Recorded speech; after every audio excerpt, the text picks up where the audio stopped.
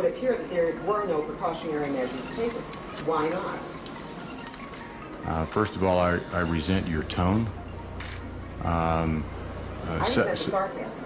Again, No, I resent your tone, lady, okay? Why you know, this there was a no tragic precautionary accident. It's a tragic accident. Don't try and put yourself in the spotlight here, okay? What This were your was an precautionary accident. measures, Do you sir? understand what I'm saying? What An were your accident. precautionary measures, sir? And Those words from Vince McMahon, a man standing at a podium defending what happened on May 23rd, 1999, a night that would haunt the wrestling world forever, a night when Owen Hart fell 78 feet to his death, and the show, it just kept going. Now WWE legends are finally revealing the disturbing truth about what really happened. Legends break their silence.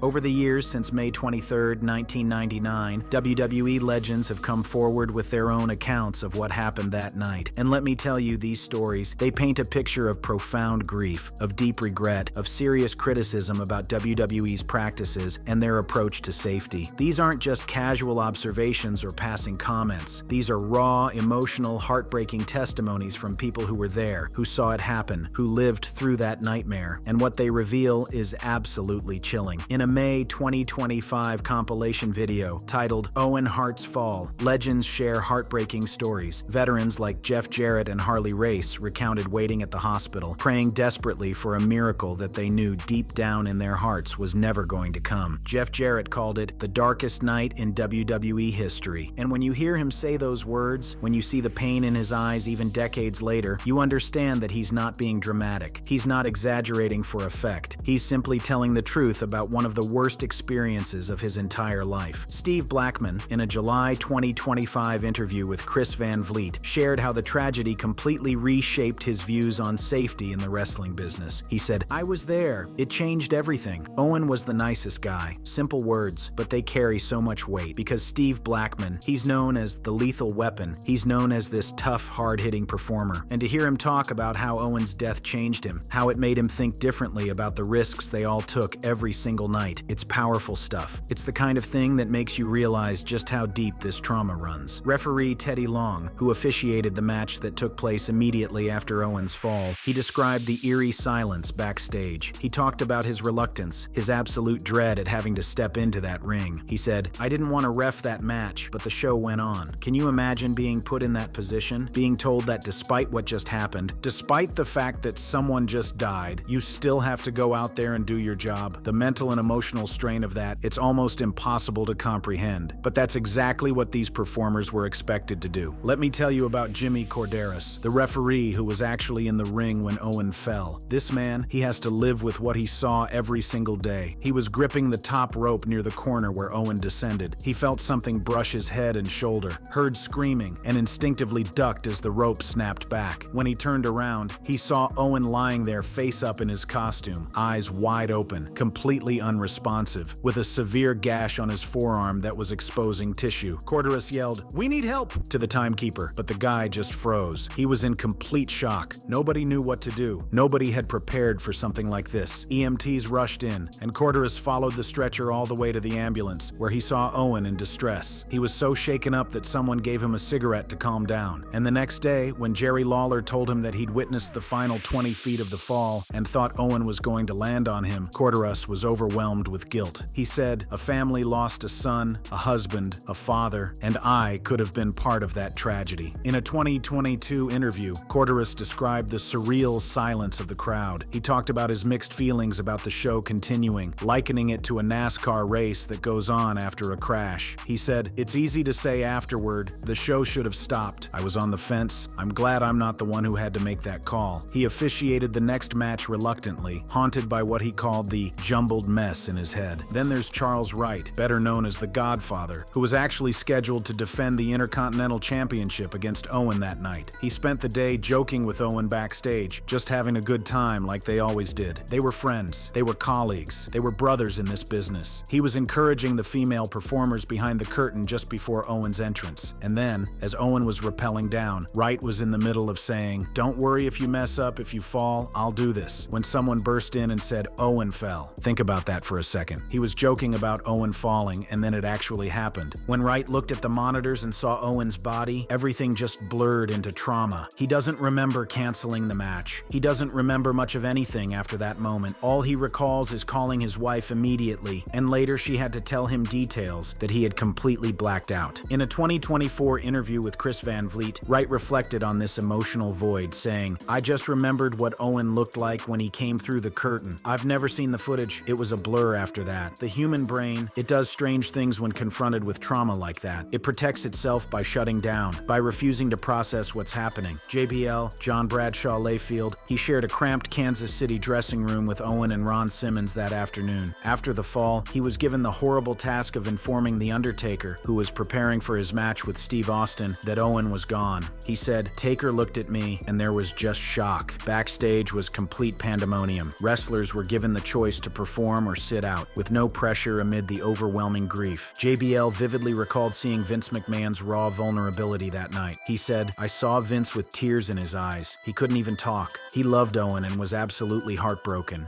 Vince had no idea what to do. There's no template for this stuff." In a December 2024 podcast appearance, JBL defended the decision to continue the show due to absent protocols, but stressed the heartbreak everyone felt. He said, "I don't know if Owen was technically dead, but he was turning color, and he was gone." Jeff Jarrett's story is particularly haunting. His match was scheduled to follow Owen's entrance, and the stage manager warned him that Owen was going to the ring and he'd be up next, expecting about 15-18 minutes. 3 minutes later, he was told, "You're on now." Something had gone terribly wrong, but nobody was telling him exactly what. When he entered the ring, Jarrett sensed something was wrong. The rope felt unnaturally loose, and there was a dip in the mat where Owen had impacted. There was no blood that he could see, but his gut was screaming that something was seriously wrong. He cut a promo as Owen's body was being wheeled past him, not fully processing what was happening. He said, "In my gut, I didn't think it through, but I was like, okay, this is bad." After finishing his segment, Jarrett rushed backstage and demanded to be taken to the hospital. In a January 2025 podcast with Bobby Bones, he admitted that he compartmentalized it at the time as another day at work with a tragic accident, but that sobriety later forced him to reckon with it. He said, "That was the one thing in recovery I never processed. It caught up to me." The Rock, Dwayne Johnson, was backstage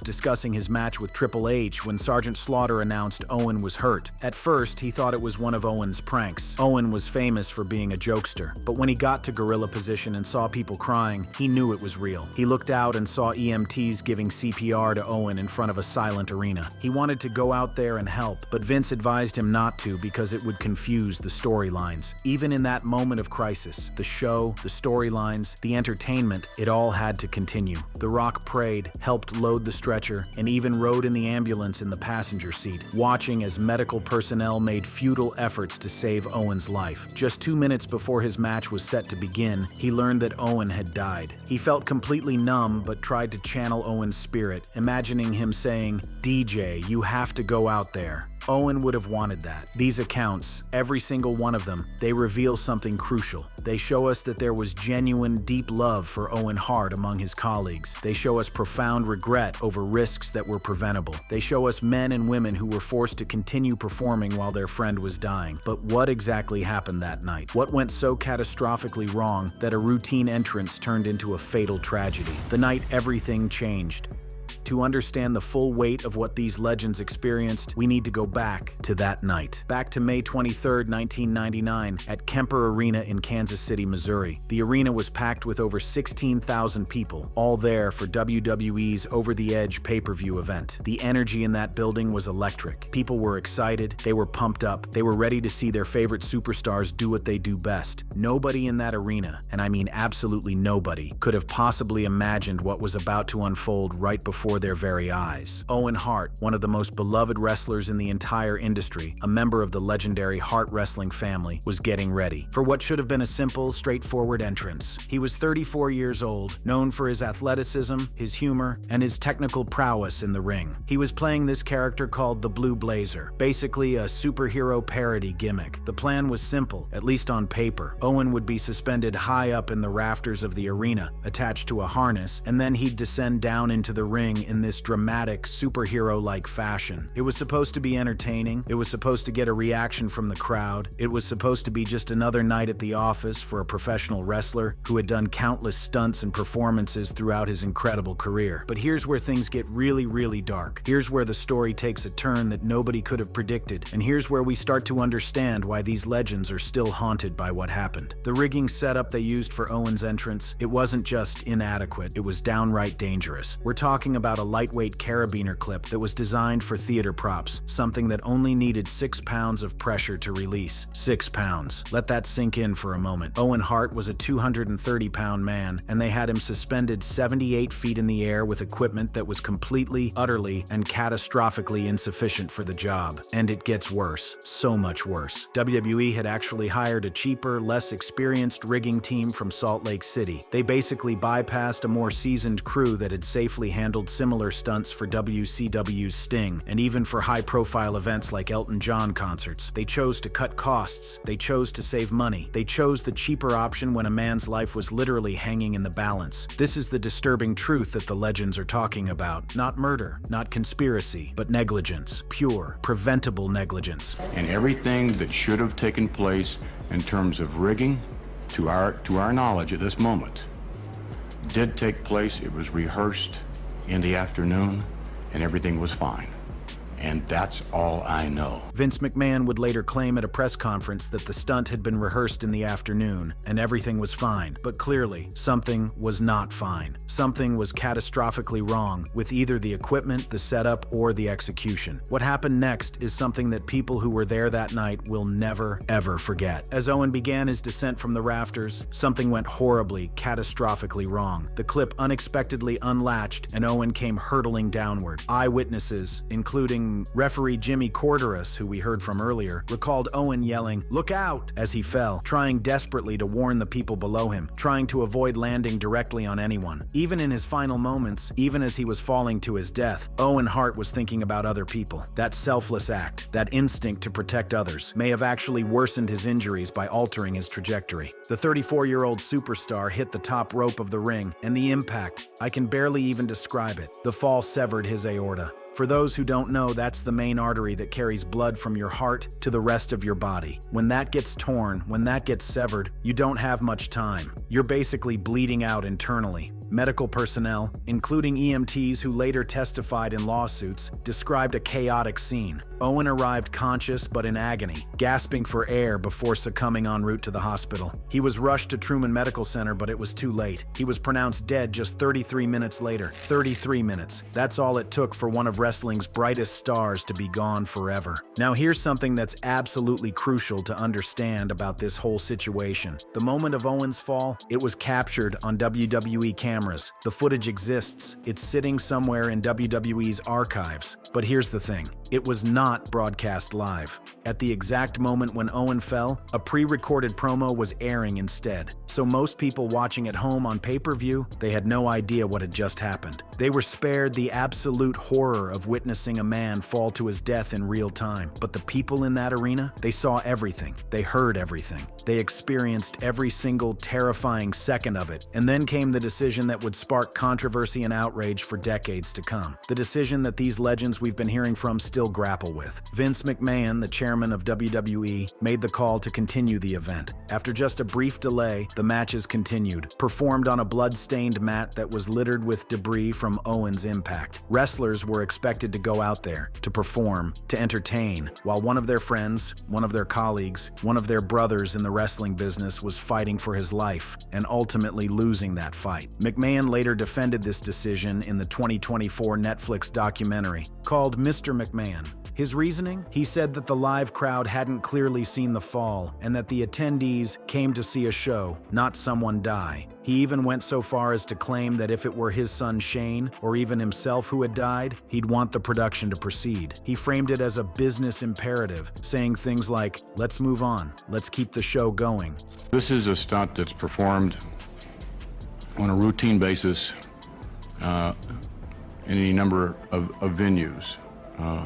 Owen was simply to descend into the ring in superhero-like fashion.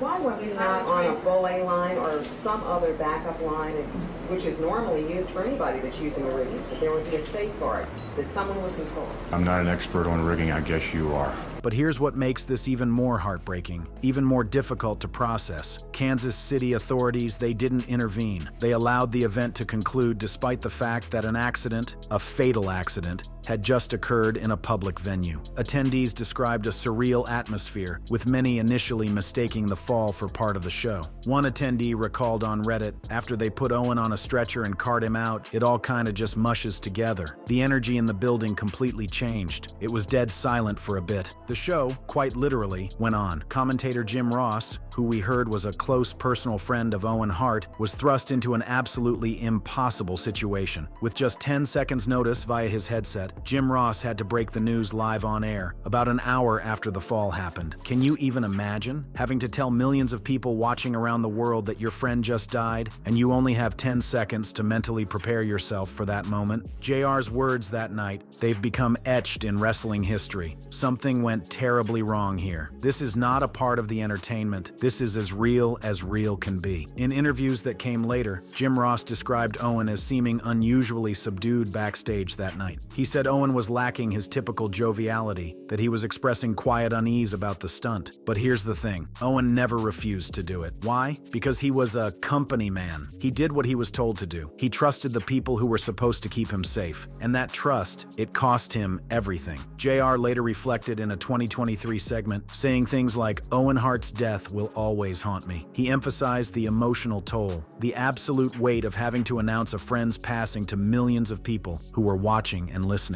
Jerry the King Lawler, who was ringside at the time, witnessed the impact firsthand. He somberly told viewers, "It doesn't look good at all." The wrestling community, they came together in that moment of grief. Over 300 wrestlers attended Owen's funeral in Calgary. 300. That's a testament to just how respected, how loved, how universally admired Owen Hart was in the wrestling industry. Everyone knew him. Everyone liked him. Everyone had a story about what a genuinely good person he was. He was known for his kindness, for being a devoted family man, for his incredible sense of humor, and his legendary pranks backstage. The public reaction to the continuation of the show was immediate and fierce. Fans and critics condemned the decision, with many calling it inhumane and disrespectful. The Undertaker, who had to perform in the main event that night, later reflected, "That motto back then, the show must go on. I just don't know that was the right thing to do," emphasizing the emotional toll on performers who had to wrestle while mourning. The 2020 documentary series Dark Side of the Ring dedicated an episode to the final days of Owen Hart, which amplified these voices and exposed WWE's cost-driven shortcuts and McMahon's callous pragmatism. The episode reignited debates about that night, with viewers calling the continuation of the show a mistake that drained the event's energy and risked further injuries amid collective trauma. This incident, this tragedy, it remains one of the darkest chapters in WWE history, marked by allegations of negligence, cost-cutting, and that controversial decision to continue the show. And the effects of that night, they're still being felt today. The disturbing truth and lasting legacy.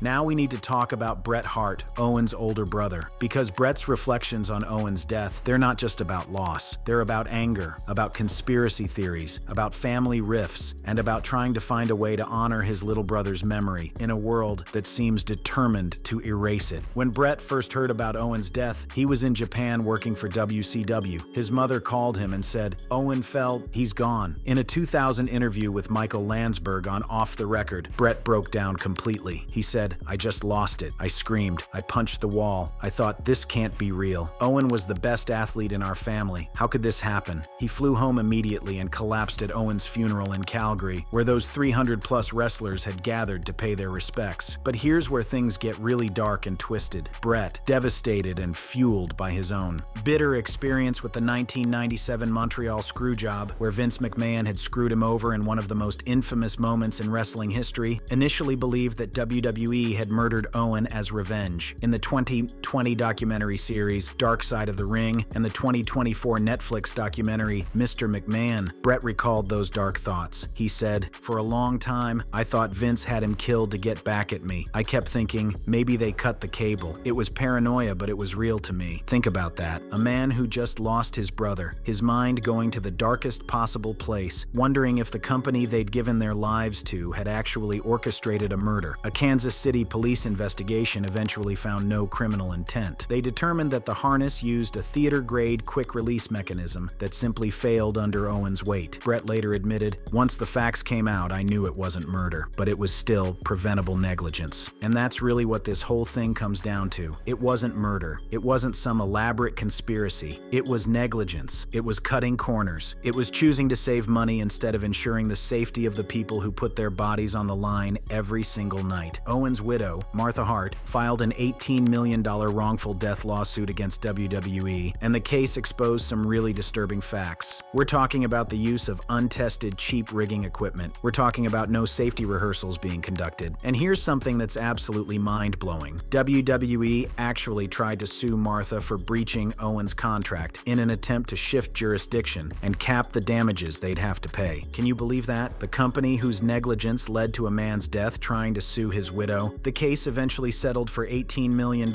and Martha used that money to found the Owen Hart Foundation, which provides scholarships and helps at-risk youth. She's made sure that Owen's legacy endures in a positive way, outside of WWE's control. She maintains that WWE is responsible for Owen's death, saying, "I continue to hold them accountable. It was preventable." But here's where family dynamics get really complicated and painful. Bret has grown increasingly frustrated with Martha's refusal to allow Owen to be inducted into the WWE Hall of Fame. He's publicly criticized her for what he sees as erasing Owen's legacy, arguing that it denies fans the closure they need and deserve. Bret has said things like, "Martha's erasing Owen's legacy. He loved wrestling. He'd want to be remembered in the Hall of Fame. I respect her pain, but this isn't what Owen would want." Other legends like Mark Henry have publicly urged the Hart family to allow Owen's induction, highlighting what they see as an industry-wide frustration with the situation. But Martha has her own perspective, and it's one that deserves to be heard and respected. She was not consulted for the Mr. McMahon documentary, and she's used every resource at her disposal to make sure that Owen's memory is preserved on her terms, not WWE's. She's protecting her husband's legacy in the way she sees fit, and that's her right as his widow. Now, we need to address the conspiracy theories that have swirled around this case for years. There are videos on YouTube with titles like "The Vince McMahon Murdered Owen Hart Conspiracy Theory" that have gotten millions of views. Some of these theories allege sabotage via remote-triggered release mechanisms or even claim involvement of Illuminati rituals. These claims pop up periodically on social media, on platforms like X, formerly Twitter, especially around the anniversary of Owen's death. Bret's early suspicions definitely lent some credence to these theories in people's minds, but the police findings thoroughly debunked them. And honestly, focusing on wild conspiracy theories does a disservice to the real issue here. The real issue is that a man died because proper safety precautions weren't taken. That's the disturbing truth. Not some elaborate murder plot, but simple, preventable negligence driven by a desire to cut costs. Former WWE head writer Vince Russo has addressed these conspiracy theories directly. In a 2022 interview, he dismissed sabotage claims, but admitted the stunt carried serious risks. He said, "Owen was hysterical, lovable. We never meant harm." Russo even revealed that McMahon initially resisted doing a tribute show for Owen, preferring to essentially sweep it under the rug. It was only after The Rock made an emotional on-air plea for Owen's son OJ that McMahon changed his mind. Here's something that really encapsulates WWE's approach to this tragedy. The Over the Edge 1999 event is available for streaming on Peacock, but all Owen references have been excised from it. It's like they're trying to pretend it never happened. They're trying to erase the memory of that night, to sanitize their history, to avoid confronting the uncomfortable truth about what happened and why it happened. In October 2025, a WWE star reflected on the personal toll of that night, noting how it traumatized every wrestler. But Owen's influence, his legacy, it persists despite WWE's attempts at erasure. The Owen Hart Foundation has transformed the tragedy into something positive, providing aid to vulnerable communities. AEW, All Elite Wrestling, runs an annual Owen Hart tournament that honors his in-ring excellence, something that Jeff Jarrett has called more important than anything I've accomplished. AEW has embraced Owen's memory in a way that WWE never could or would, giving fans a chance to celebrate his life and career. On the 25th anniversary of Owen's death in 2024, Bret posted an emotional message on social media that really captured the unresolved pain that still exists. He said, "Vince brought so much anger to our family." Owen's niece, Natalia, who is also a WWE wrestler, recalled in November 2025 the family's compounded grief, saying, saying, "It hurts infinitely worse for us." For the Hart family, this isn't just history. This isn't just a story. This is their ongoing reality. This is the pain they live with every single day. What these legends' revelations collectively expose is what we've been calling the disturbing truth. And that truth isn't about outright murder or some grand conspiracy. The disturbing truth is about a culture of recklessness, a culture where profit was valued more than safety, a culture where the show must go on meant more than our performers must be protected. This culture, it left an indelible scar on the wrestling industry, one that's still visible today, one that still affects how wrestlers and fans think about the business. As Jim Ross so poignantly said, Owen did not die in vain. His story, his tragedy, it drives ongoing calls for reform in professional wrestling. Safety protocols have been implemented since that night. Standards have been raised. Performers now have more say in what stunts they're willing to do. The industry has learned, albeit at the highest possible cost. But the fact that it took a man's death to make these changes happen, that's the part that's truly disturbing. That's the part that keeps these legends up at night. That's the part that makes this story so important to tell and retell. Owen Hart was 34 years old when he died. He had a wife who loved him. He had 2 young children who needed him. He had a brother who looked up to him. He had hundreds of colleagues who respected him. He had millions of fans who admired him. And all of that was taken away in an instant because someone decided to use a 6-pound quick-release mechanism to suspend a 230-pound man 78 feet in the air. Because someone decided that saving a few dollars was more important than making absolutely certain that a human being would be safe. 26 years later, we're still talking about Owen Hart. We're still sharing his story. We're still calling for accountability. And we're still honoring his memory, not just as a wrestler who died tragically, but as a husband, a father, a brother, a friend, and one of the greatest performers the wrestling business has ever seen. He was known for being the nicest guy, for his incredible sense of humor, for his legendary pranks, for his technical mastery in the ring, and for his dedication to his family above all else. The disturbing truth about Owen Hart's death isn't a mystery. It's not hidden. It's not some conspiracy that needs to be unraveled. The disturbing truth is right there in plain sight. Negligence, cost-cutting, and a show-must-go-on mentality that valued entertainment over human life. And until we fully acknowledge that truth, until we fully learn from it, until we make sure it never happens again, Owen Hart's legacy will remain incomplete. Rest in peace, Owen Hart, the King of Hearts, the Blue Blazer, a legend taken far too soon. Thanks for watching. If you enjoyed this video, click on one of the suggested videos on your screen right now for more amazing content.